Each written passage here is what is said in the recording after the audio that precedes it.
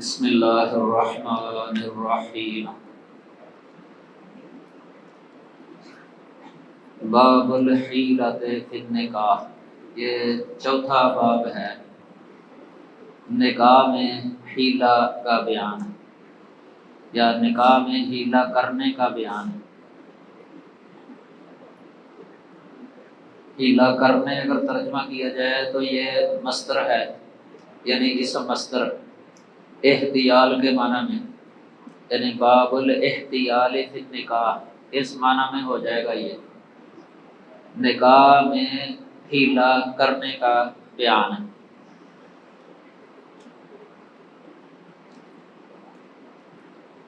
آگے حدیث ذکر کی ہے امام صاحب نے 6960 نمبر حدیث بطریق مسدد، یہ عبداللہ بن عمر رضی اللہ تعالی عنہ سے کہ رسول اللہ صلی اللہ علیہ وسلم نے نہا عن شغار، شغار سے منع کیا۔ قلت لنافع ما الشغار، یہ عبید اللہ کہتے ہیں کہ میں نے نافع سے کہا ما الشغار، شغار کیا ہے؟ قالا، نافع نے کہا ینکح ابنۃ الرجل وینکحہ ابنتہ بغیر صداق، یعنی کوئی آدمی دوسرے کی بیٹی سے نکاح کرتا ہے۔ ابنۃ الرجل یعنی کسی آدمی یا کسی مرد کی بیٹی کے ساتھ نکاح کرتا ہے۔ یہ الرجل پر ال جو ہے نا، یہ عہد ذہنی ہے جو نکرے کے حکم میں ہوتا ہے، یعنی کسی آدمی کی بیٹی کے ساتھ نکاح کرتا ہے۔ وَيُنْكِحُهُ ابْنَتَهُ، اور وہ اس کے نکاح میں اپنی بیٹی دیتا ہے یا اس کے ساتھ اپنی بیٹی کا نکاح کر دیتا ہے، بغیر صداق، یعنی حق مہر کے بغیر ہی، مہر کے بغیر۔ وَيَنْكِحُ أُخْتَ الرَّجُلِ، اور کوئی آدمی کسی آدمی کی بہن کے ساتھ نکاح کرتا ہے اور وہ اس کے ساتھ اپنی بہن کا نکاح کر دیتا ہے بغیر صداق، حق مہر کے بغیر، حق مہر کے بغیر۔ کر دیتا ہے ترجمہ یا کر دے ترجمہ، دونوں ٹھیک ہیں، کر دے۔ یہ حدیث ذکر کی ہے باب کے نیچے۔ اب بعض لوگوں نے جو کہا ہے اس کا بیان ہے۔ وقال بعض الناس، اور بعض لوگوں نے کہا ان احتال، اگر کسی نے حیلہ کیا، حتی تزوج، حتیٰ کہ اس نے نکاح کر لیا، علی الشغار، شغار پر، شغار والا نکاح جو ابھی ہم نے تعریف اس کی پڑھی ہے، یعنی یہ نکاح اگر کسی نے کر لیا فہو جائز، تو وہ جائز ہے،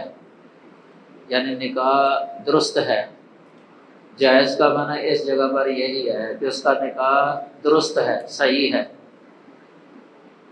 والشرط باطل، اور یہ شرط جو ہے نا وہ باطل ہے، یعنی شرط کو برقرار رکھنا باطل ہے۔ نکاح شغار جس کی وجہ سے ناجائز ہے نا، یعنی جس شرط کی بنا پر شغار والا نکاح ناجائز ہے، اس شرط کو برقرار رکھنا یہ باطل ہے، یعنی اگر وہ شرط نکل جائے درمیان سے تو نکاح درست ہے۔ وقال فی المتع، جبکہ اس بعض نے کہا متع کے بارے میں،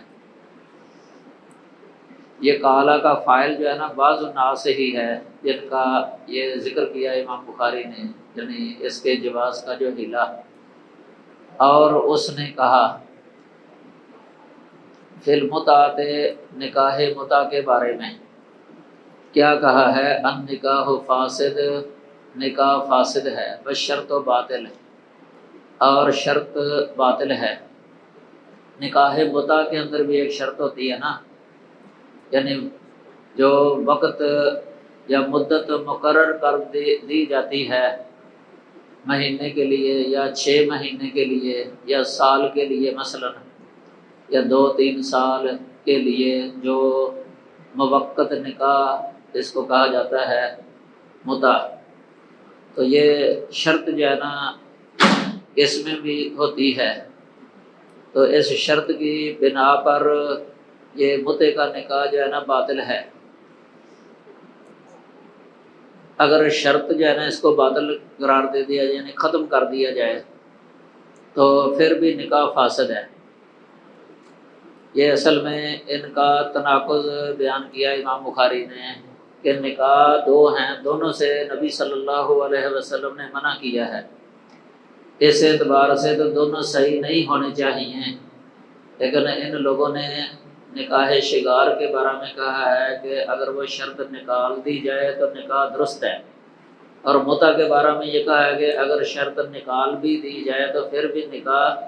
فاسد ہے۔ یہ گویا کہ ان کا قول یا تو دونوں کے بارے میں کہتے کہ درست ہے یا دونوں کے بارے میں کہتے کہ درست نہیں ہے، پھر تو بات بنتی ہے نا، لیکن ایک کے بارے میں کہنا کہ یہ درست ہے، دوسرے کے بارے میں کہنا کہ یہ درست نہیں ہے، تو حالانکہ دونوں من ہی انہو ہیں، دونوں من ہی انہو ہیں۔ یہ اس کی بنا اس پر ہے کہ نہیں جو ہے نا، یہ اصول فقہ کی کتابوں میں ایک اصل لکھا ہوتا ہے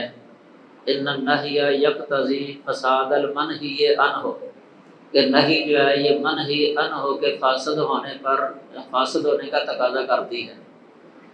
اس قاعدے کو اگر دیکھا جائے تو پھر تو دونوں ہی فاسد ہونے چاہیے، کیونکہ دونوں من ہی انہو ہیں، دونوں فاسد ہونے چاہیے، لیکن ان لوگوں نے ایک کو فاسد کہا ہے نکاح متع کو اگر شرط نکال بھی دی جائے، اور دوسرے نکاح شگار کو صحیح کہا، جائز کہا ہے اگر شرط نکال دی جائے۔ یہ ان کا تناقض جو ہے نا وہ بیان کیا ہے۔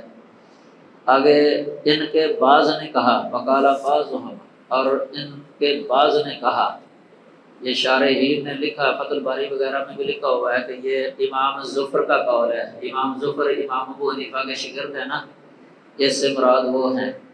ان کا قول جو ہے نا یہ دوسرا ہے۔ وہ یہ کہتے ہیں کہ المتعۃ والشگار جائزان، کہ متع اور شگار دونوں جائز ہیں اور شرط باطل ہے۔ یعنی انہوں نے جس طرح شگار کا دوسروں نے کہا تھا نا کہ جائز ہے شگار، شرط باطل ہے،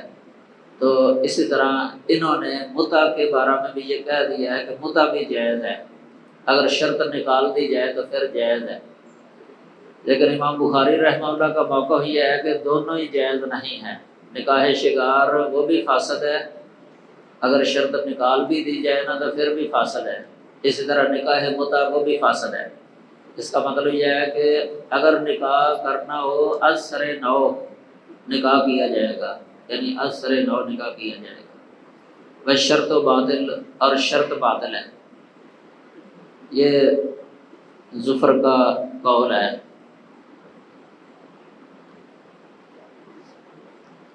اصل میں اس کا مقصد یہاں کتاب الحیل کے اندر لانے کا یہ ہے کہ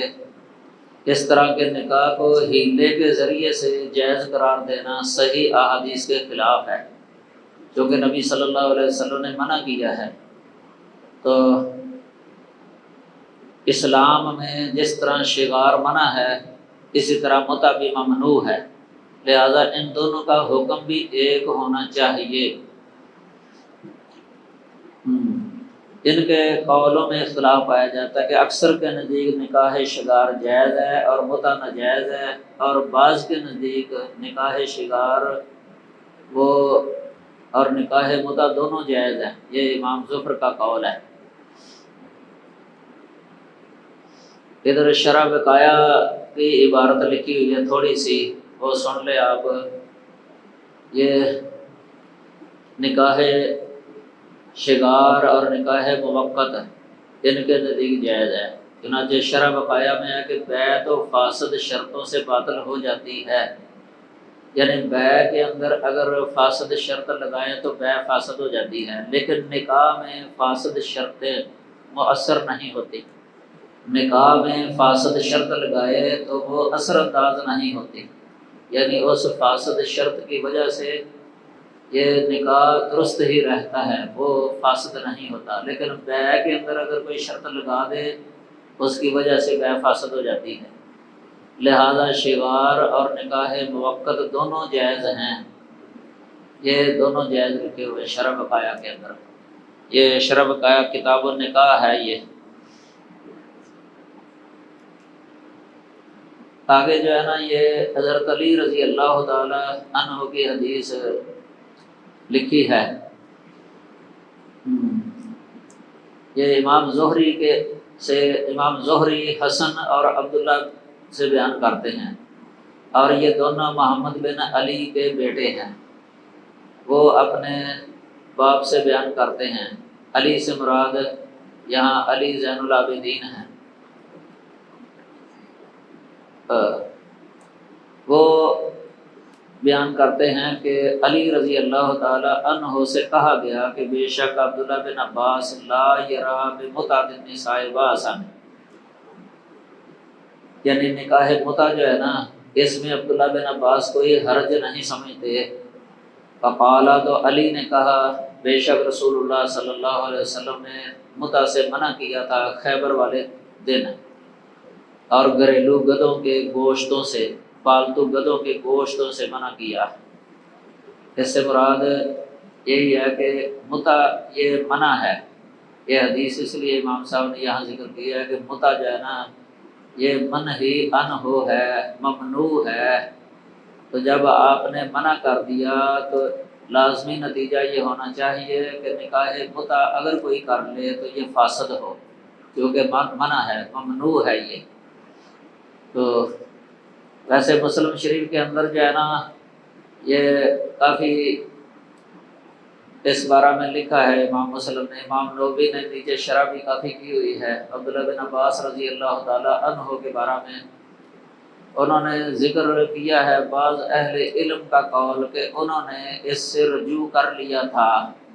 اس کے بارے میں ویسے بہت ساری روایات آتی ہیں عبداللہ بن عباس رضی اللہ تعالی عنہ سے،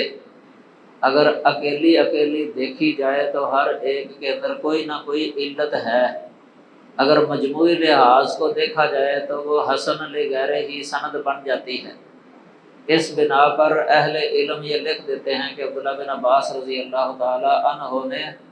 نکاح متع کے جواز سے رجوع کر لیا تھا، یعنی عام جمہور صحابہ کا جس طرح موقف تھا متع کے نکاح کے بارے میں، وہی موقف عبداللہ بن عباس کا ہو گیا تھا۔ اس بارے میں کتاب بھی ہے انفرادات ابن عباس رضی اللہ تعالی عنہ، یہ موٹی کتاب ہے۔ تو اس میں عبداللہ بن عباس رضی اللہ تعالی عنہ کے جتنے بھی انفرادات ہیں دوسرے صحابہ سے، یعنی تفردات، ان کے مسئلے، ان پر سیر اصل باز کی ہے، تفصیل سے گفتگو کی ہے۔ اس میں اس پر بھی بڑی بسط کے ساتھ بحث لکھی ہے، اور انہوں نے سارے ترک جو ہے نا، وہ ساری سندیں وہ جمع کر دی ہیں اس کی عبداللہ بن عباس سے جو ہے۔ ان کا یہی فیصلہ ہے کہ علیحدہ علیحدہ ہر ایک کے اندر کوئی نہ کوئی علت ہے، کلام ہے، مجموعی لحاظ سے حسن درجے کی بن سکتی ہے یہ۔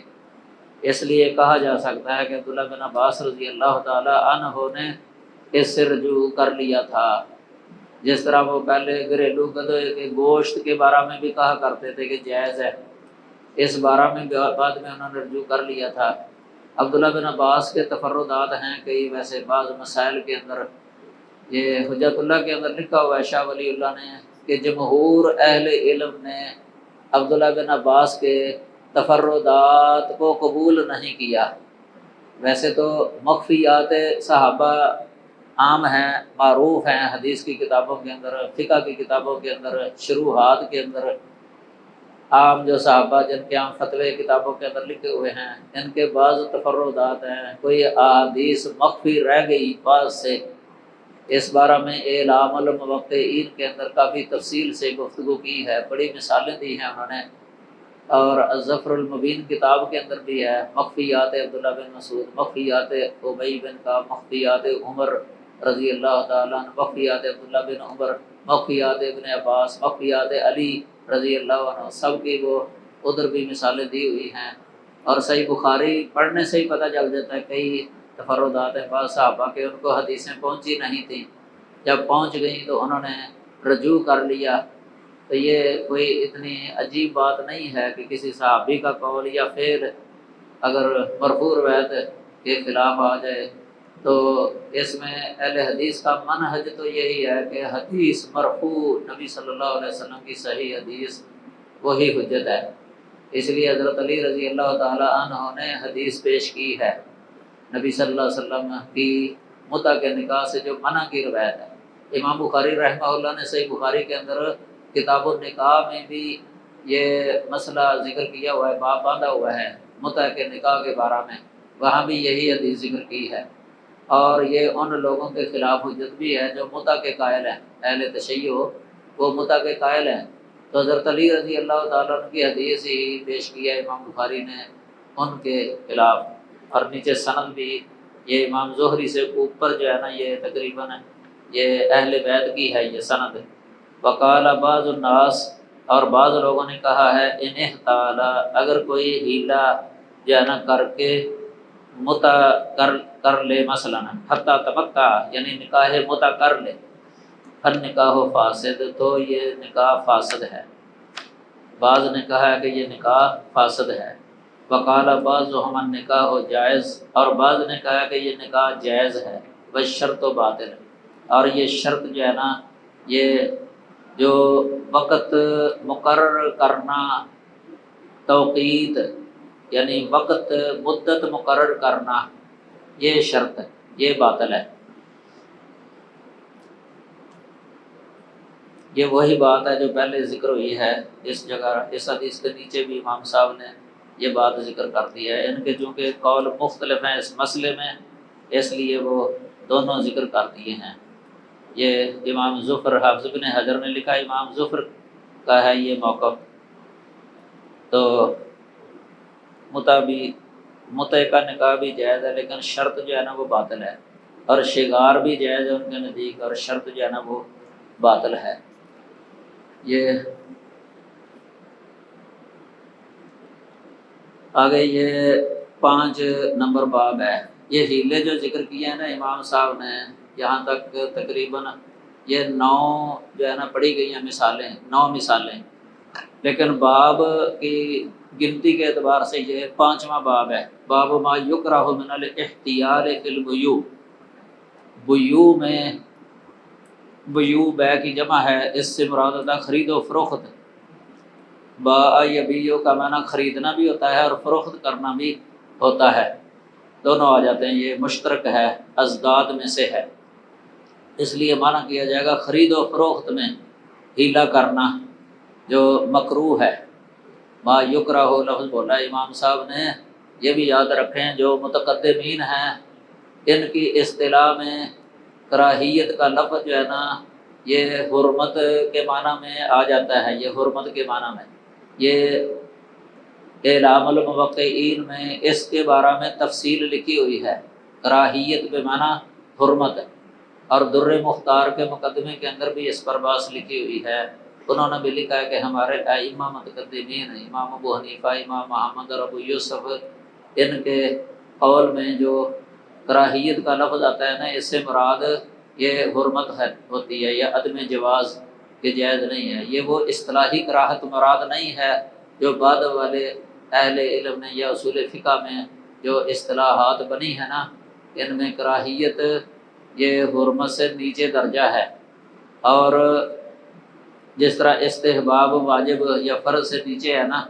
اس طرح کراہیت ہے، تو کراہیت مندوب کے مقابلہ میں ہوتا ہے، مستحب کے مقابلہ میں، اور فرض اور حرمت ایک دوسرے کے مد مقابل ہے، اس طرح ہے یہ۔ تو اصول فقہ کی کتابوں کے اندر ان کی تعریفیں لکھی ہوتی ہیں۔ یہ کراہیت یا مکروہ کا مطلب یہ لکھا ہوتا ہے کہ جس کے ترک کا ثواب ہو، ما یصاب تارکہ ولا یعاقب فاعلہ، کراہیت کا اگر ارتکاب کوئی کر لے تو گناہ گار نہیں، سزا نہیں دی جائے گی، لیکن اگر اس ترک کر دے مکروہ کو تو اس کو ثواب دیا جائے گا۔ یہ استحباب کے بالکل برعکس ہے، کیونکہ استحباب کی تعریف یہ ہے مستحب کی، ما یصاب فاعلہ ولا یعاقب تارکہ، کہ اگر کوئی کر لے تو ثواب ہے، نہ کرے تو گناہ نہیں ہے۔ یہ اصطلاحی ہے، بعد میں اصطلاحی بنی ہے، لیکن ان کے متقدمین کے نزدیک جو ہے نا، یہ امام بخاری اور سیاہ ستہ کے جو مصنفین ہیں، امام ابو داؤد، ترمذی، نسائی، ابن ماجہ، ان کے ابواب میں غور کرنے سے پتہ چلتا ہے کہ کئی چیزیں حرام ہوتی ہیں تو بابوں کے اندر کراہیت کا لفظ بول دیتے ہیں یا یکرہ وغیرہ بول دیتے ہیں۔ جس طرح سنن نبی داؤد کے اندر ایک باب ہے، باب کراہیت الذبح عند القبور، قبروں کے پاس جانور ذبح کرنا کراہیت، اس سے مراد حرمت ہے۔ اسی طرح یہ قبروں کو مسجدیں بنانا، یہ باب، اس کے اندر بھی کراہیت کا لفظ ہی بولا گیا ہے، حالانکہ حرمت مراد ہے اس جگہ پر۔ یہ ولا یمنع فضل الماء لیمنع به فضل القلع، اور ضرورت سے زائد پانی کے استعمال سے نہ روکا جائے، لیمنع به فضل القلع، تاکہ اس بہانے فالتو گھاس سے منع کیا جائے، زائد گھاس سے منع کیا جائے۔ یہ بھی ایک قسم کا ہیلہ ہے، گھاس سے روکنے کا ہیلہ، کہ پانی سے روکتا ہے، زائد پانی سے روکتا ہے، جانور کو پانی پلانے نہیں دیتا، کسی کے جانور کو پانی پلانے نہیں دیتا، کیونکہ اگر پانی پلانے کے لیے کوئی آئے گا تو وہاں زائد گھاس جو ہوگا نا وہ بھی جانور چرے گا، تو وہ اصل مقصد اس کا گھاس سے روکنا ہے، لیکن پانی کو روکنا وہ ہیلہ بناتا ہے گھاس سے روکنے کا۔ تو نبی صلی اللہ علیہ وسلم نے اس کو اس سے روکنے کا ہیلہ بنانے سے روک دیا ہے، منع کر دیا ہے۔ حدیث کے اندر وہی لفظ ہیں جو باب کے اندر لفظ ہیں، حدیث کے اندر وہی لفظ ہیں جو باب کے اندر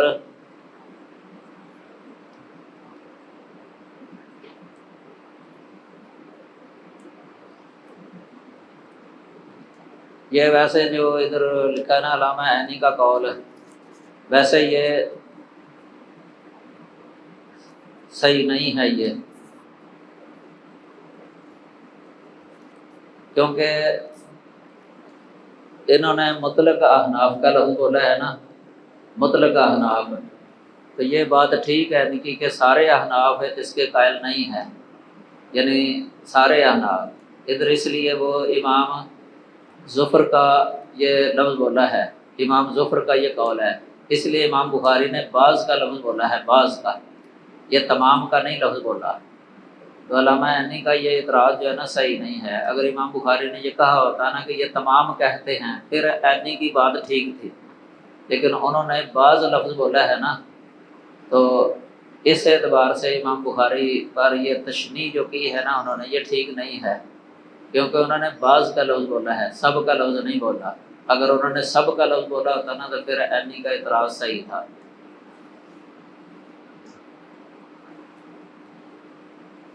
آگے جو ہے نا یہ باب ہے 6 نمبر، باب ما یکرہ من التناجش، یہ ہیلہ نمبر 10 ہو گیا ہے اس باب کے اندر، اوپر والے باب میں 9 نمبر ہیلہ تھا جس کا رد کیا امام صاحب نے، ادھر جو ہے نا 10 نمبر ہیلہ ہے۔ باب ما یکرہ من التناجش، یہ بلا وجہ قیمت بڑھانا منع ہے، تناجش قیمت زیادہ کرنے کا ہیلہ یہ جائز نہیں ہے، یعنی ایک آدمی جو ہے نا وہ کسی چیز کی قیمت جو ہے نا بڑھاتا ہے، حالانکہ لینے کی نیت نہیں ہے، خریدنے کی نیت نہیں ہے، بائے اور ہے، یہ آدمی اس نے رکھا ہوا ہے کہ اگر میرے پاس کوئی گاہک آ جائے نا تو یہاں پہنچ جانا اور میری چیز کی قیمت جو ہے نا تو زیادہ لگا دینا، کہ گاہک جو ہے نا وہ سمجھے گا کہ یہ کوئی اچھی شے ہے اس لیے اتنی قیمت اس کو یہ دے رہا ہے، اور یہ اس کو دے نہیں رہا اتنی قیمت میں، تو گاہک جو ہے نا اس طرح وہ پھنس جائے گا، دھوکے میں آ جائے گا، کہ یہ منع کیا ہے رسول اللہ صلی اللہ علیہ وسلم نے۔ تو یہ قیمت زیادہ کرنے کا ہیلہ جو ہے نا وہ بناتا ہے ناجش، کہ تاکہ قیمت جو ہے نا وہ زیادہ مل جائے، اس ہیلے سے، اس ذریعے سے، یہ رسول اللہ صلی اللہ علیہ وسلم نے منع کیا ہے۔ یہ لوگوں کو چیز خریدنے پر آمادہ کرنا ہے، راغب کرنا ہے تاکہ رغبت کریں اور قیمت جو ہے نا وہ زیادہ دے دیں، یہ پھنسانا ہے۔ آج کل یہ بہت ہوتا ہے، یہ آج کل منڈیوں کے اندر یہ دھندا بڑا ہے۔ نیلام کرنے والے محض جھوٹ بول کر بھاؤ بڑھاتے ہیں اور دوسروں کو دھوکہ دیتے ہیں۔ یہ ایجنٹ ہوتے ہیں ان کے اپنے ہی، چیز فروخت کرنے والوں کے اپنے ہی ایجنٹ ہوتے ہیں، جو چیزوں کا قیمت جو ہے نا اپنی طرف سے بڑھاتے جاتے ہیں، تو اس طرح جو ہے نا وہ گاہک جو ہے نا وہ پھر پھنس جاتا ہے۔ یہ محض جھوٹ ہے، اس لیے یہ بالکل ناجائز ہے، حرام ہے۔ آگے یہ ویسے مسئلے پہلے بھی گزر گئے ہیں، یہ کتاب البیوع کے اندر امام صاحب نے وہاں بھی یہ ذکر کیے ہیں۔ یہ حدیث جو ذکر کیا ہے 2142 نمبر پہلے گزر گئی ہے حدیث، ادھر ہے 6963 نمبر۔ نہا عن النجش،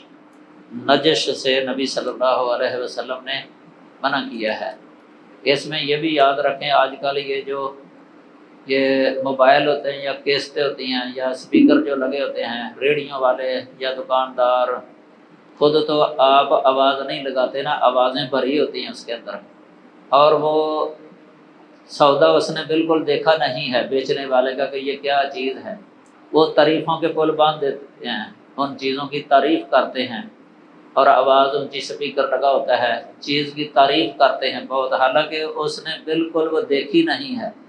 تو یہ گناہ کا کام ہے، یہ جو اعلان برتا ہے نا یہ بڑا گناہ گار ہوتا ہے، سب کا گناہ جو ہے نا اس کی وجہ سے لوگ دھوکے کے اندر آ جاتے ہیں۔ تو یہ بلا وجہ کسی کی تعریف کرنا بغیر یعنی اٹکل کے ساتھ، یا دیکھی نہیں شاید وہ تعریف کر رہا ہے، یہ آج کل تو اتنا معروف ہو گیا ہے نا، ہر شے کا اعلان، ہر شے کا اعلان ہے یہ، تو یہ اس طرح تعریف کرنا یہ ناجائز ہے۔ باب ما ینہی من الخداع فی البیوع، خرید و فروخت میں دھوکہ دینے سے جو منع کیا جاتا ہے اس کا بیان ہے، یعنی خریدنے والا بھی دھوکہ نہ دے، بیچنے والا بھی دھوکہ نہ دے، یہ ہے۔ ایوب نے کہا، ایوب سے مراد ایوب سختیانی ہیں، سیاستہ کے راوی سکا، یخادعون اللہ، کہ وہ اللہ کو اس طرح دھوکہ دیتے ہیں گویا کہ وہ کسی آدمی کو دھوکہ دیتے ہیں، یعنی اللہ کو اس طرح دھوکہ دینے کی کوشش کرتے ہیں جس طرح کسی آدمی کو دھوکہ دیا جاتا ہے، یا جس طرح کسی آدمی کو دھوکہ دیتے ہیں۔ لو اتوا الامر عیانا کان اهون علی، اگر وہ صاف صاف بات کھول کر کہہ دیں، عیانا یعنی معائنہ جس طرح کوئی کر رہا ہو، مشاہدہ کوئی کر رہا ہو، یعنی کھلی صاف صاف سچ جو ہے نا وہ بات کہہ دیں، اگر کانا اہون علیہ تو یہ میرے نزدیک آسان ہے، کیونکہ اگر وہ کھل کر بات کریں کہ ہم نے اپنی خریدی ہوئی چیز پر اتنا نفع لینا ہے تو معاملہ انتہائی آسان ہو جائے،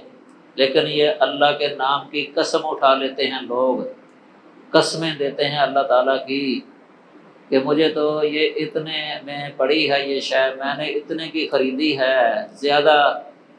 جو ہے نا وہ قیمت بتا دیتے ہیں، یا یہ قسم اٹھا لیتے ہیں کہ مجھے اتنے مل رہے تھے اس کے، میں نے دی نہیں ہے، اللہ کی قسم اٹھا لیتے ہیں ساتھ، یہ لوگوں کو دھوکہ دینے کے لیے ہے، یہ بھی ایک ہیلہ ہے، جھوٹ بول کے اور قسم اٹھا کے اس کو ہیلہ بنانا، قیمت کے اندر اضافے کا، یہ بھی ہیلہ حرام ہے۔ تو آگے حدیث ہے عبداللہ بن عمر رضی اللہ تعالی عنہ کی، ایک آدمی نے نبی صلی اللہ علیہ وسلم کے لیے ذکر کیا کہ انہ یخدع فی البیوع، کہ اسے خرید و فروخت میں دھوکہ دیا جاتا ہے، کہ لوگ دھوکہ دے جاتے ہیں، تو آپ نے فرمایا اذا بایعت فقل لا خلابۃ، یعنی جب تو خرید و فروخت کرے تو کہہ دیا کر اس میں کوئی دھوکہ نہیں ہونا چاہیے۔ یہ ہیلہ سازی جو ہے نا یہ بھی دھوکے کی ایک قسم ہے، ہیلہ سازی یہ دھوکے کی ایک قسم ہے، اس طرح اس کی مناسبت ہو جائے گی کتاب الحیل کے ساتھ، لا خلابۃ، یہ یعنی میرے ساتھ دھوکہ نہیں ہونا چاہیے، یعنی میں کسی کے ساتھ دھوکہ نہیں کرتا، میں صاف صاف کہتا ہوں میرے ساتھ بھی کوئی دھوکہ نہ کرے، اس طرح واضح کر کے کہہ دے۔ یہ حافظ ابن حجر رحمہ اللہ نے شارح بخاری امام محلب کا قول ادھر لکھا ہے کہ اگر فروخت کردہ چیز کی تعریف میں مبالغہ آمیزی سے کام لیا گیا اور اس کی مدح سرائی میں زمین و آسمان کے قلابے ملا دیے گئے تو یہ بھی اس جو ہے نا یہ ایک تو غلط بیانی کے اندر یہ آ جاتا ہے، بے جا یعنی حد سے بڑھ کے تعریف کرنا اپنی چیز کی تاکہ کوئی خرید لے، یہ صحیح نہیں ہے ویسے۔ تو امام بخاری کا مقصد یہی ہے کہ ہیلہ سازی بھی دھوکے کی ایک قسم ہے، اس لیے مسلمان کو اس سے بچنا چاہیے۔ تو اگر کوئی بندہ اس طرح کرتا ہے نا تو پھر اللہ کے ہاں مواخذہ ہوگا۔ آگے 8 نمبر باب ہے، 12 نمبر ہیلہ سمجھ لیں، باب ما ینہی عن الاحتیال للولی فی الیتیمۃ المرغوبہ، یتیم لڑکی جو سیرت و صورت کے اعتبار سے پسندیدہ ہو، مرغوبہ، مرغوبہ کا مطلب ہے کہ لوگ اس میں رغبت رکھتے ہیں خوبصورتی کی وجہ سے، مالداری کی وجہ سے، خوبصورتی کی وجہ سے وہ رغبت رکھی گئی ہے، یعنی لوگ بہت پسند کرتے ہیں اس کو۔ وَأَلَّا يُكَمِّلَ لَهَا صَدَاقَهَا، کہ اس کا حق مہر پورا نہ دے نامکمل مہر کے عوض، یعنی اگر اس سے اس کا ولی جو ہے نا وہ نکاح کر لیتا ہے، لڑکی یتیم ہے مثلاً اور اس کا ولی اس کے ساتھ نکاح کرنا چاہتا ہے وہ خوبصورت، لیکن حق مہر اس کو پورا نہ دے تو یہ بھی جائز نہیں ہے۔ اگر اس کے ساتھ نکاح کرے تو پورا حق مہر دے کے نکاح کرنا جائز ہے۔ آگے یہ حدیث ذکر کی ہے امام صاحب نے، یہ حدیث پہلے گزر گئی ہے، 2494 نمبر، 2494 نمبر۔ یہ ویسے کئی بار آئی ہے بخاری کے اندر، بہت دفعہ آئی ہے، کئی مسئلے حفظ کیے امام صاحب نے اس حدیث سے۔ یہاں یہ قربہ کا بیان ہے، انہوں نے عائشہ رضی اللہ تعالی عنہا سے اس آیت کریمہ کے بارے میں سوال کیا تھا۔ یہ سورہ نساء کی 3 نمبر آیت ہے، وَإِنْ خِفْتُمْ أَلَّا تُقْسِطُوا فِي الْيَتَامَىٰ فَانكِحُوا مَا طَابَ لَكُم مِّنَ النِّسَاءِ مَثْنَىٰ وَثُلَاثَ وَالرُّبَاعَ، اس آیت کے بارے میں۔ تو ام المومنین عائشہ رضی اللہ تعالی عنہا یہ قرآن کی مفسرہ بھی تھیں، تفسیر جانتی تھی قرآن پاک کی، ان کے بہت اوصاف ہیں، محدثہ، مفسرہ، فقیہہ، بہت بڑی فقیہ ہیں اس امت کی، اور مفسر، تفسیر کرنے والی اور حدیث بیان کرنے والی۔ عورتوں میں سب سے زیادہ حدیث ان سے مروی ہے، عورتوں میں محدثہ بھی ہیں، مفسرہ، پھر عابدہ بھی ہیں، زاہدہ، متقی، پرہیزگار۔ تو انہوں نے جتنا علم پھیلایا ہے اتنا علم کسی اور عورت نے نہیں پھیلایا امت محمدیہ کے اندر، بہت علم پھیلایا ہے، بلکہ صحابہ کرام بھی ان سے کئی مسئلے پوچھا کرتے تھے۔ ان کے استدراکات بھی ہیں صحابہ پر، یعنی ان کے مسائل دوسرے صحابہ سے ہٹ کے بعض مسائل ہیں ان کے، اس بارے میں کتاب چھپی ہوئی ہے، الاجابہ فی مستدرکتہ صحابہ، فی مستدرکتہ عائشہ علی صحابہ، کتاب کا نام ہے۔ 2 کتابیں ہیں اس بارے میں، ایک زرکشی کی ہے اور ایک امام سیوطی کی ہے، دونوں کا موضوع ایک ہی ہے، یعنی عائشہ رضی اللہ تعالی عنہا کا جو دوسرے صحابہ سے مسائل کے اندر اختلاف ہے وہ ان کتابوں کے اندر ذکر کیا گیا ہے۔ اور اس کی مثالیں آپ کو سید سلیمان ندوی صاحب کی کتاب ہے سیرت عائشہ صدیقہ رضی اللہ تعالی عنہا، اس کتاب کے اندر بھی مثالیں مل جائیں گی اس طرح کی فقہی احکام مسائل کے اندر جو عائشہ رضی اللہ تعالی عنہا کے مسائل ہیں۔ فرماتے ہیں کہ یہ یتیم لڑکی جو اپنے ولی کی پرورش میں ہوتی تھی، یعنی اس کا ولی اس کی پرورش کرتا تھا۔ آپ کو پتہ ہے یتیم اس کو کہتے ہیں جس جو بلوغت سے پہلے ہوتی ہے، یعنی بالغ نہیں ہوتی، لڑکا ہو بلوغت سے پہلے وہ یتیم ہے۔ ایک حدیث آتی ہے ابو داؤد کے اندر، لا یتم بعد احتلام، یعنی جب بالغ ہو جائے نا پھر یتیمی نہیں رہتی، یعنی بالغ ہونے سے پہلے پہلے یتیمی ہے، تو یتیمہ کا لفظ بولا ہے، صغیرہ یعنی نابالغ، تو وہ اپنے ولی کے یعنی پرورش میں ہے۔ اب ولی کی دو قسمیں ہیں نا، ایک وہ ولی ہے جس کے ساتھ اس کا نکاح جائز نہیں ہے، مثلا اس کا چاچا ہی اگر ہے ولی یا ماموں، وہ نکاح تو نہیں کر سکتا اپنی بھانجی یا بھتیجے کے ساتھ۔ ایک ولی وہ ہوتا ہے جو جس کا اس کے ساتھ نکاح جائز ہے، مثلا چاچے کا بیٹا بڑا ہے مثلا، تو وہ اس کا کزن ہے نا، تو اس کے ساتھ اس کا نکاح ہو سکتا ہے۔ یہ اس طرح کی مراد ہے اس جگہ پر، یعنی اس کا ولی جس کے ساتھ اس کا نکاح جائز ہے، درست ہے، اس کی پرورش میں یرغب فی مالہا و جمالہا،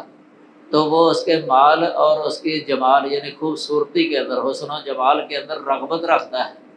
پسند کرتا ہے۔ فَيُرِيدُ أَن يَتَزَوَّجَهَا بِأَدْنَىٰ مِنْ سُنَّةِ نِسَائِهَا، تو وہ اس کے ساتھ جو ہے نا نکاح کرنا چاہتا ہے، لیکن جو حق مہر ہے نا اس کو، وہ عام جو ان کی عورتوں کے اندر معروف ہے، سنت سے مراد جو طریقہ جاری ہے ان کی عورتوں کے اندر حق مہر دینے کا، وہ اس سے کم دینا چاہتا ہے، تھوڑا دینا چاہتا ہے۔ ادنا سے مراد یہاں یہی ہے، یعنی تھوڑا کم دینا چاہتا ہے۔ فنہو، تو وہ منع کر دیے گئے، یعنی اللہ تعالیٰ نے منع کر دیا ان کو، ان نکاح ہننا، ان یتیم لڑکیوں کے ساتھ نکاح کرنے سے منع کر دیے گئے، الا ان یقسطوا لہن فی اکمال صداق، الا یہ کہ وہ ان کے ساتھ انصاف کریں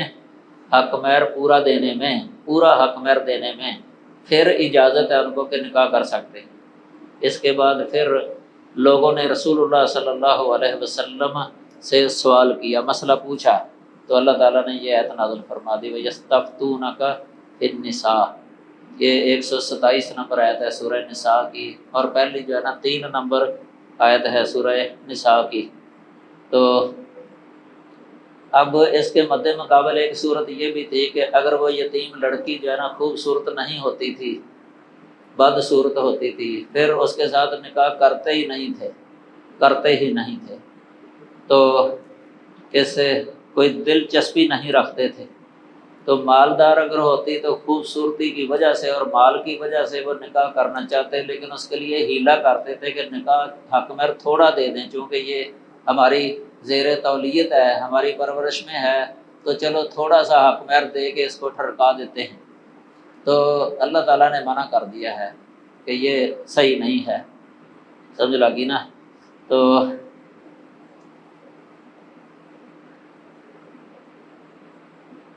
آگے جو ہے نا یہ 9 نمبر باب ہے، باب اذا غصب جاریۃ فزعم انها ماتت،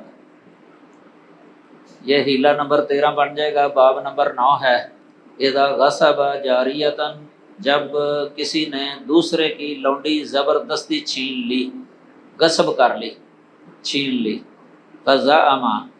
تو اس نے کہا ترجمہ کر لو زعما کا، قالا کے معنی میں، یا دعویٰ کر دیا کہہ دو، ادعا کے معنی میں، یا آ جاتا ہے اس معنی میں، زعما بمعنی ادعا، زعما بمعنی قالا، تو انہا ماتت، کہ وہ مر گئی، فوت ہو گئی، یہ دعویٰ کر دیا۔ فقضی بقیمت الجاریۃ المیتہ، تو مردہ لونڈی کی قیمت کا فیصلہ کر دیا گیا، مردہ لونڈی کی قیمت کا فیصلہ کر دیا گیا۔ قیمت کا کیا مطلب؟ یہ قیمت ادا کرنے کا، یعنی جس نے لونڈی غصب کیا نا وہ قیمت ادا کر دے اس کی، لونڈی کے مالک کو۔ لونڈی کا مالک اس وقت تو یہی سمجھ رہا ہے کہ یہ مر گئی ہے، وہ بیچارہ مجبوری ہے اس کی، مجبوراً اس نے قیمت جو ہے نا وہ لے لی۔ ثم وجدها صاحبها، پھر اس کے مالک نے اس کو پایا، یعنی لونڈی کے مالک نے اس کو پایا سے مراد یہ ہے کہ وہ زندہ، یعنی بعد میں پتہ چلا کہ اس نے جھوٹ بولا تھا کہ مر گئی ہے، وہ زندہ تھی۔ فَهِيَ لَهُ، تو وہ لونڈی جو ہے نا وہ اس کے مالک کے لیے ہے، لونڈی اس کے مالک کی ہے، وترد القیمہ، اور قیمت لوٹا دی جائے گی۔ قیمت جو اس نے وصول کی تھی نا، جو قاضی نے فیصلہ کر دیا تھا مثلاً، وہ قیمت واپس کر دے گا غصب کرنے والے کو۔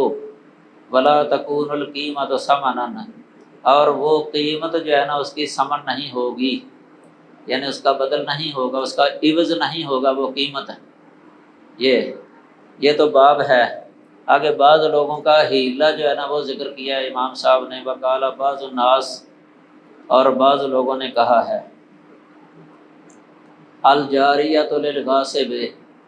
لونڈی غصب کرنے والے کی ہے، لونڈی غصب کرنے والے کے لیے ہے،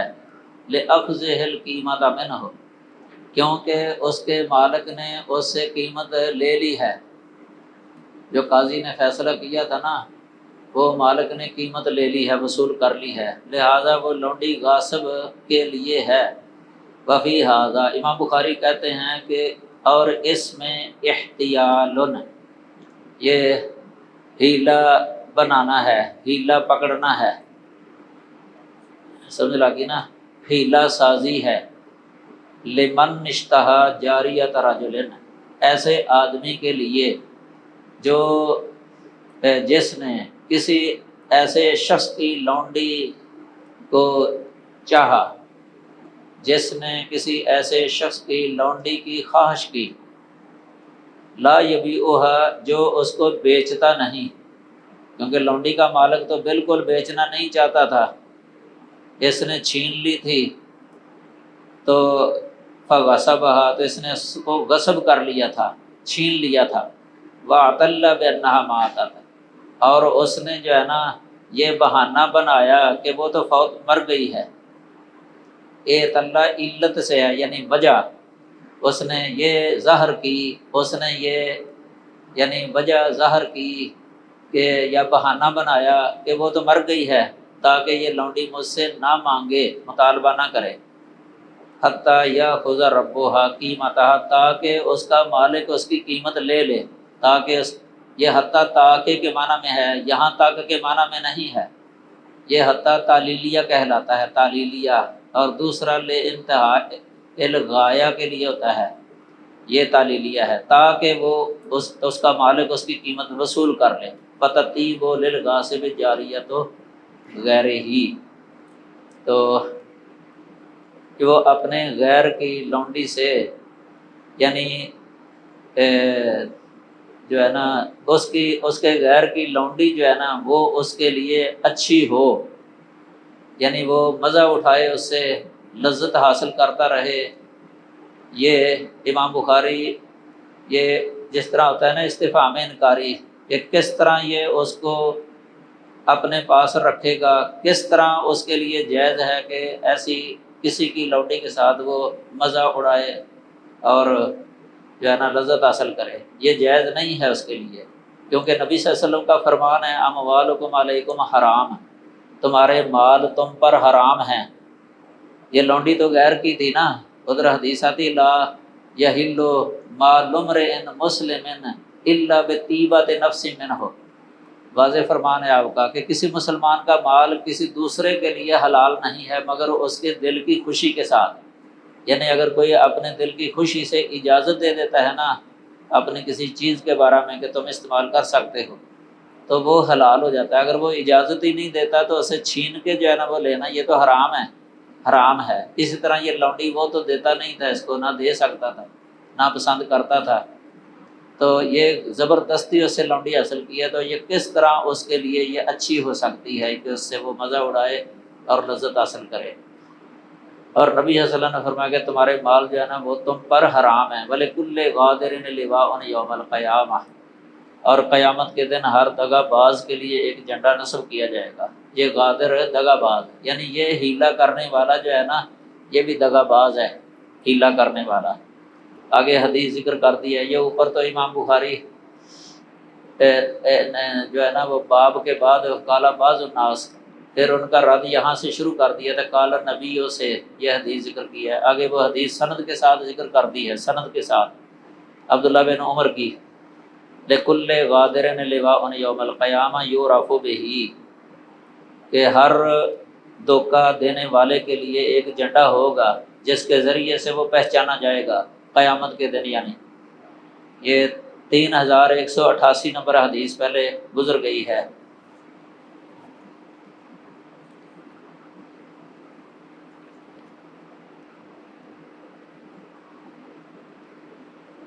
یہ جمہور اہل علم کے نزدیک جو ہے نا یہ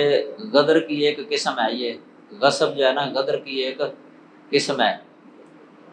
یہ غدر ہی ہے، خیانت، دغا بازی. تو اس میں اصل یہی ہے کہ اگر زندہ مل گئی تو وہ لونڈی کے مالک کو ہی ملے گی، وہ غصب کرنے والے کا اس پر کوئی حق نہیں ہے. تو یہ دوسرا موقف تھا بعض لوگوں کا کہ وہ غصب کرنے والے کو ملے گی اور جو مالک ہے اس کو نہیں ملے گی. یہ ہے یعنی غلط موقف. اس کا امام بخاری نے یہ حدیث لا کے جو ہے نا رد کر دیا ہے. آگے باب نمبر ہے 10. یہ عنوان کے بغیر ہی ہے. یہ عام طور پہ فتح الباری کے اندر لکھا ہوتا ہے، جہاں بھی اس طرح آ جائے نا بغیر ترجمے کے باب، بغیر عنوان کے باب، کہ یہ پہلے باب کے لیے فصل کی حیثیت رکھتا ہے. یہ اس کے ساتھ کوئی نہ کوئی تعلق ضرور ہوتا ہے. اس کا بھی ہے تعلق. چنانچہ زینب بنت ام سلمہ بیان کرتی ہیں ام سلمہ سے کہ ام سلمہ ام المومنین ہیں، نبی صلی اللہ علیہ وسلم کی ازواج مطہرات میں سے رضی اللہ عنہا. تو ان کی بیٹی زینب یہ رسول اللہ صلی اللہ علیہ وسلم کی ربیبہ تھی. وہ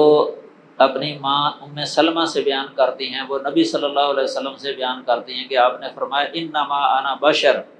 میں تو ایک بشر ہی ہوں. یہ انما کا معنی ہے ہی، جو میں نے ترجمے کہا نا ہی اثر کے لیے، میں تو ایک بشر ہی ہوں. جنس کے اعتبار سے رسول اللہ صلی اللہ علیہ وسلم بشر ہی تھے، جنس کے اعتبار سے، اگرچہ وصف کے اعتبار سے عام بشروں کی طرح نہیں تھے، چونکہ آپ نبی تھے. یہ نبوت ایک وصف ہے. نبی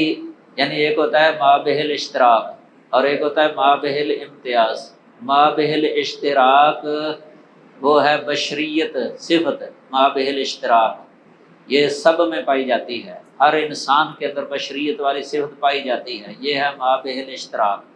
اس میں سارے شریک ہیں، نبی اور غیر نبی. لیکن نبوت وصف جو ہے نا یہ ہے ما بہل امتیاز. یہ صرف انبیاء کے اندر یہ وصف پایا جاتا ہے، اور جو غیر انبیاء بشر ہیں ان کے اندر یہ وصف نہیں پایا جاتا.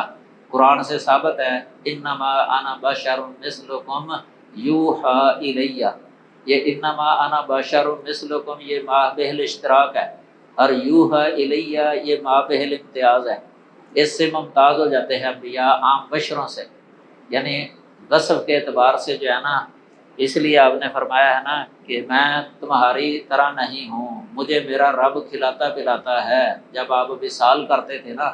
یعنی اس وصف کے اندر میں تمہارے جیسا نہیں ہوں. یہ مطلب نہیں ہے کہ میں بشر ہی نہیں ہوں، اس کا یہ مطلب نہیں ہے. وہاں وصف کے اعتبار سے جو کہا ہے نا کہ میں تمہاری مثل نہیں ہوں. اور اس کے بارے میں بہت ساری احادیث آتی ہیں، حد تواتر کو پہنچی ہوئی ہیں. قرآن مجید کی آیات بھی ہیں بشریت رسول. تو فرمایا کہ میں تمہارے جیسا، میں بشر ہی ہوں. وَإِنَّكُمْ تَخْتَصِمُونَ بے شک تم جانا یہ باہمی جھگڑا لاتے ہو، یعنی میرے پاس تم اپنے کیس اور مقدمات اور جھگڑے لے کے آتے ہو. وَلَعَلَّ بَعْضَكُمْ أَن يَكُونَ أَلْحَنَ بِحُجَّتِهِ مِنْ بَعْضٍ، اور ہو سکتا ہے یا ممکن ہے کہ تم میں سے کوئی دوسرا اپنے فریق مخالف کے مقابلے میں زیادہ جو ہے نا الہن کا معنی زیادہ چست چلاک ہو، یعنی اپنی بات کو واضح کرنے میں دوسرے کی بنسبت جو ہے نا وہ زیادہ ہوشیار ہو. یعنی کئی دفعہ کئی ہوتے ہیں نا کہ بات ان کی ہوتی ہے کمزور، لیکن اس طریقے سے وہ پیش کرتے ہیں کہ سننے والا سمجھے کہ یہ ٹھیک ہے. اس طرح تو وَأَقْضِيَ لَهُ، اور میں فیصلہ کر دوں اس کے لیے الا نحو مما اسمع، الا نحو مما اسمع، اسی کے مطابق یا اسی طریقے کے مطابق یا اسی بیان کے مطابق جو میں سنتا ہوں۔ فمن قضیت له من حق اخیہ شیئا، تو میں جس شخص کے لیے بھی اس کے بھائی کے حق میں سے کسی چیز کا فیصلہ کر دوں، یعنی اس کا حق نہیں ہے، اس کے بھائی کا حق ہے، اس کا بیان سن کے جو ہے نا میں اس کے حق میں فیصلہ کر دوں حالانکہ حق اس کا نہیں ہے، فلا یاخذ، تو وہ نہ پکڑے، وہ حق نہ پکڑے، فانما اقطع له قطعۃ من النار، کیونکہ میں اسے جو ہے نا آگ کا ایک ٹکڑا ہی کاٹ کر دیتا ہوں، آگ کا ایک ٹکڑا ہی کاٹ کر دیتا ہوں۔ یہ حدیث اس سے پہلے جو ہے نا 2458 نمبر گزر گئی ہے، اور کئی جگہ پر امام صاحب نے یہ ذکر کی ہے اور ادھر بھی یہ ذکر کر دی ہے۔ اس باب کی حدیث جو ہے نا اس کا ماقبل باب کے ساتھ اس طرح تعلق ہے کہ قاضی جو ہے نا یہ غاصب کا جو بیان سنتا ہے، مثلاً کسی ایسے شخص کا بیان سنتا ہے جو غصب کرنے والا ہے، تو وہ بیان سن کے جو ہے نا اس لونڈی کا فیصلہ اس کے حق میں کر دیتا ہے، اس کے حق میں کر دیتا ہے اس کا بیان سن کے۔ تو اب اس کا یہ معنی نہیں ہے کہ وہ لونڈی اس کے لیے جائز ہو گئی ہے، آگے سمجھے۔ قاضی نے تو ظاہر جو ہے نا وہ بیان سن کے فیصلہ کر دیا، قاضی تو گناہ گار نہیں ہوگا، قاضی گناہ گار نہیں ہوگا، لیکن جس نے وہ اپنے حق میں کروایا ہے نا اس کو پتہ ہے کہ میں جھوٹا ہوں، وہ گناہ گار ہوگا، اس کے لیے وہ جائز نہیں ہے کہ وہ اس کو لے، یہ نکلتا ہے۔ یہ یاد رکھیں کہ یہاں جو ہے نا ایک اصولی اختلاف ہے فقہائے محدثین کے درمیان اور اہل رائے کے درمیان۔ وہ اختلاف یہ ہے کہ کیا قاضی کا جو فیصلہ ہوتا ہے یہ ظاہر اور باطن دونوں میں نافذ ہو جاتا ہے یا صرف ظاہر میں نافذ ہوتا ہے باطن میں نہیں۔ فقہائے محدثین یہ کہتے ہیں، اہل حدیث عام جمہور علماء، کہ قاضی کا فیصلہ جو ہے نا وہ ظاہر اور باطن ظاہر میں نافذ ہوتا ہے، ظاہر میں، باطن میں نہیں۔ لیکن اہل رائے کا یہ موقف ہے کہ اس کا فیصلہ ظاہر اور باطن دونوں میں نافذ ہو جاتا ہے۔ یہ ہدایہ کے اندر بھی لکھا ہوا ہے، فتاوی عالمگیری وغیرہ، کئی مسئلے اس پر متفرع ہیں، یعنی کئی مسئلے وہ تفریع ہے ان کی اس اصول پر۔ محدثین جو ہے نا ان کا اپنے اصل کے مطابق وہ فقہی احکام و مسائل ہوتے ہیں، اور ان کے جو ہے نا اپنے اس قاعدے کی بنا پر جو ہے نا احکام و مسائل ہوتے ہیں۔ تو یہاں بھی یہ جو ہے نا یہ چونکہ کہتے ہیں کہ ظاہر اور باطن میں اس کا فیصلہ نافذ ہو جاتا ہے، باطن میں جو کہتے ہیں نا کہ نافذ ہو جاتا ہے، اس کا یہی مطلب ہے کہ وہ جس کے بارے میں اس نے فیصلہ کر دیا ہے نا وہ مال اس کا بن گیا اس کے فیصلے کے مطابق، ظاہر میں بھی بن گیا ہے اور یہ واقع میں بھی بن گیا ہے، باطن میں بن گیا ہے۔ لیکن محدثین یہ کہتے ہیں کہ اگرچہ قاضی کا فیصلہ ظاہر جو ہے نا وہ نافذ ہو جاتا ہے، لیکن باطن میں وہ شے اس کی نہیں بنے گی، وہ گناہ گار ہوگا، اللہ کے ہاں وہ مجرم ہوگا۔ اس حدیث سے نکالا امام بخاری نے یہ مسئلہ، چونکہ نبی صلی اللہ علیہ وسلم فرما رہے ہیں کہ میں آگ کا ٹکڑا دے رہا ہوں اس کو، وہ آگ کا ٹکڑا لے جا رہا ہے، وہ اسی صورت میں ہوگا نا کہ حق اس کا نہیں تھا لیکن وہ لے گیا ہے ناجائز طریقے سے۔ تو یہ امام بخاری کا موقف جو ہے نا یہ صحیح ہے اور حدیث کے مطابق ہے۔ تو اس کا ماقبل باب کے ساتھ اس طریقے سے جو ہے نا تعلق ہو جاتا ہے جو میں نے ابھی بتایا ہے۔ تو عدالتی فیصلہ جو ہے نا وہ کسی حلال شے کو حرام نہیں کر سکتا اور حرام کو حلال نہیں کر سکتا، عدالتی فیصلہ، اس سے یہ مسئلہ نکلتا ہے۔ جو بندہ اس کو اپنے لیے حلال سمجھ لے گا نا تو وہ گویا کہ وہ کسی کا مال ناجائز طریقے سے استعمال کر رہا ہوگا، حرام طریقے سے وہ کھا رہا ہے، اس کے لیے جائز نہیں ہے، گویا کہ وہ اپنے پیٹ میں آگ ہی بھر رہا ہے، آگ لے جا رہا ہے۔ تو باطن کا یہ بھی مطلب ہے کہ اللہ تعالیٰ کے نزدیک جو ہے نا وہ اس کے لیے جائز نہیں ہے، اللہ تعالیٰ کے نزدیک بھی حرام ہے اس کے لیے اس شے کو استعمال کرنا۔ لیکن جو کہتے ہیں نا باطن میں بھی وہ نافذ ہو جائے گا قاضی کا فیصلہ، ان کے قول کے مطابق یہ لازم آتا ہے کہ آخرت میں بھی اس کا کوئی مواخذہ نہ ہو، یعنی اللہ تعالیٰ کے نزدیک بھی وہ شے اس کی ہو گئی ہے قاضی کے فیصلے کی وجہ سے، لیکن یہ غلط ہے، موقف صحیح نہیں ہے۔ یہ حدیث واضح طور پہ اس موقف کی تردید کر رہی ہے۔ آگے جو ہے نا اس حدیث کے تحت جو ہے نا فتح الباری کے اندر یہ بھی لکھا ہوا ہے، بلکہ علامہ عینی حنفی نے بھی لکھا ہوا ہے کہ یہ حدیث واضح دلیل ہے اس بات کی کہ نبی کریم صلی اللہ علیہ وسلم عالم الغیب نہیں ہے،